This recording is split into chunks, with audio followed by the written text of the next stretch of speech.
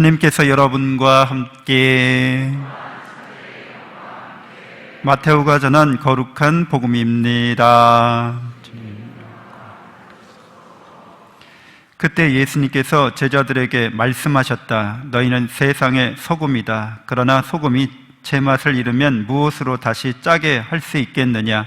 아무 쓸모가 없으니 밖에 버려져 사람들에게 짓밟힐 따름이다. 너희는 세상의 빛이다.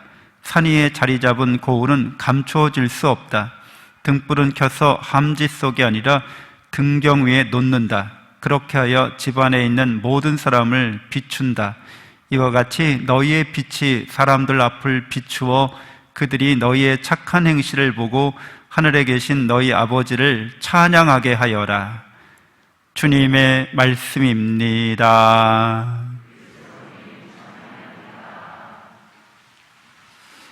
참 예수님, 네, 하나님의 복동이 고맙습니다. 고맙습니다.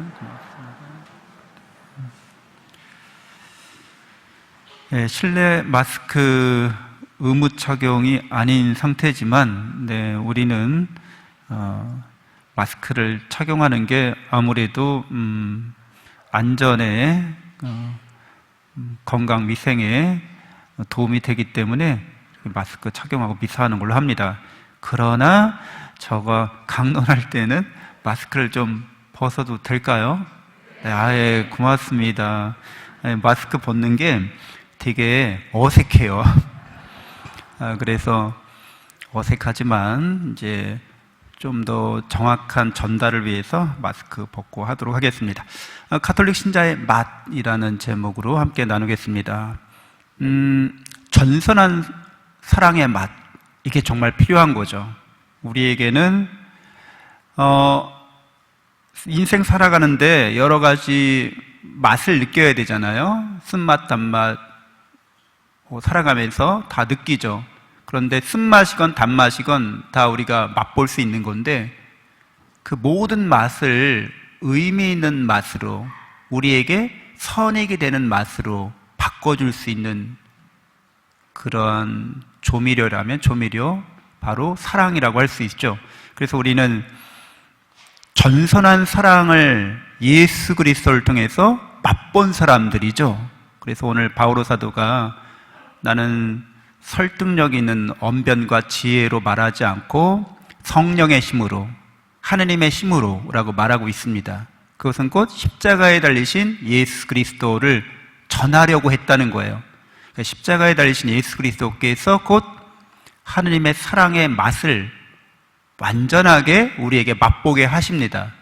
영원한 사랑, 진실한 사랑, 참된 사랑을 우리는 십자가를 통해서 누구나 다 맛본 사람이고, 그래서 예수님의 제자가 된 사람들인 거죠.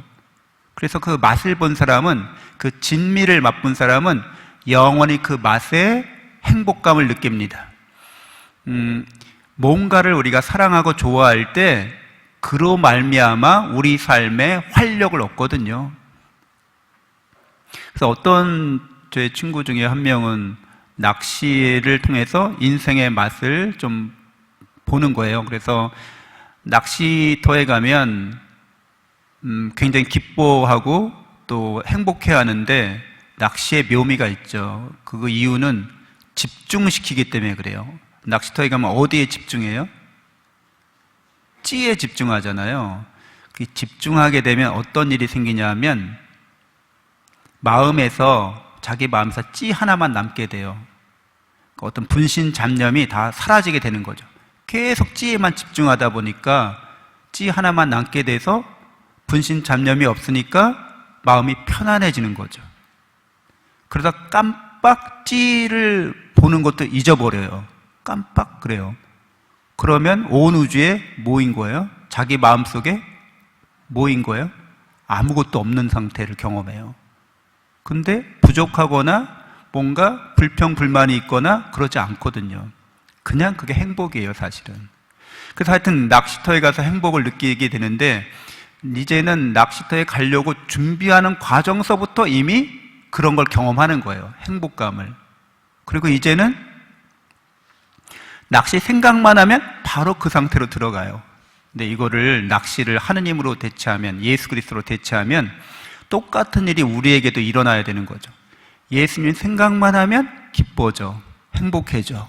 왜? 예수님의 맛을 봤으니까.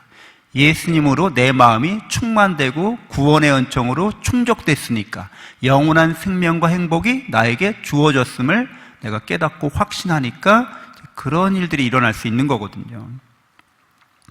그래서 하느님께서는 당신의 사랑법으로 우리를 사랑해 주시는데 먼저 사랑하십니다. 주도권이 항상 하느님께 가 있다는 거예요. 하느님이 나를 먼저 사랑하신 거예요. 충만되게 나를 사랑하십니다. 나를 충족시켜 주시는 분이라는 거예요. 우리가 세상 어떤 것, 하느님 위에 어떤 것들을 좋아하고 사랑해서 막 그걸 추구하잖아요. 결코 만족되는 법이 없습니다. 그것은 경제 용어로도 한계 효용의 법칙이라고 해요. 그러니까 우리가 어떤 것을 기쁨이나 즐거움을 한계까지 이렇게 맛보게 되면 그 다음부터는 계속 내리막길이라는 거예요. 어떤 것도. 그래서 오히려 계속해서 더 큰 자극이나 더 큰 강렬한 체험을 원하지만 그 만족도를 따라갈 수 없다는 거예요. 그래서 일생일 때 맛있는 짬뽕을 맛봤다. 최고의 짬뽕을 맛봤다. 그럼 어떻게 되는 거예요? 그 다음부터는 그 이하의 짬뽕을 계속 맛보게 되는 거예요. 그리고 인생 최고의 행복을 그 짬뽕 맛을 봤다고 할지라도 옛날 같지 않다는 거죠. 처음에 느꼈던 그 만족감을 재현하기는 불가능합니다. 세상이 다 그런 거죠. 하느님 위에 어떤 것도 지속적이고 영원한 만족을 우리에게 줄 수 없어요. 하느님께서 먼저 우리를 사랑하셔서 계속해서 우리를 충족시켜 주시는 분이라는 거죠. 하느님 모상으로서의 자아 정체성이나 이 하느님 모상이라고 말하는 것이 천부인권 사상의 유일한 근거가 됩니다. 우리가 인권이 있고 존중받아야 된다는 것을 어디에서도 근거를 찾을 수 없어요. 하느님께서 당신의 모상대로 우리를 창조하셨다는 것, 여기에 근거할 뿐입니다. 하느님의 자녀로서의 자존감을 가질 수 있죠. 어느 대학 나왔어? 뭐 어디 살아? 어느 대학, 어느 직장 다녀? 이런 게 우리의 자존감일 수 없어요. 그건 세상적인 거고 속물적인 겁니다. 그런 걸로 자존감을 가지면 속물적인 사람인 거예요. 우리는 하나님의 자녀라는 데에서 자존감을 얻습니다.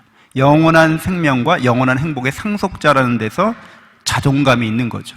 이게 참다운 자존감입니다. 먼저 우리를 그렇게 해주신다는 거, 하느님께서 베풀어 주시고 우리에게 축복해 주시고 우리가 늘 함께 해주십니다. 무조건적으로 사랑하십니다. 어떤 조건이 있는 게 아니에요.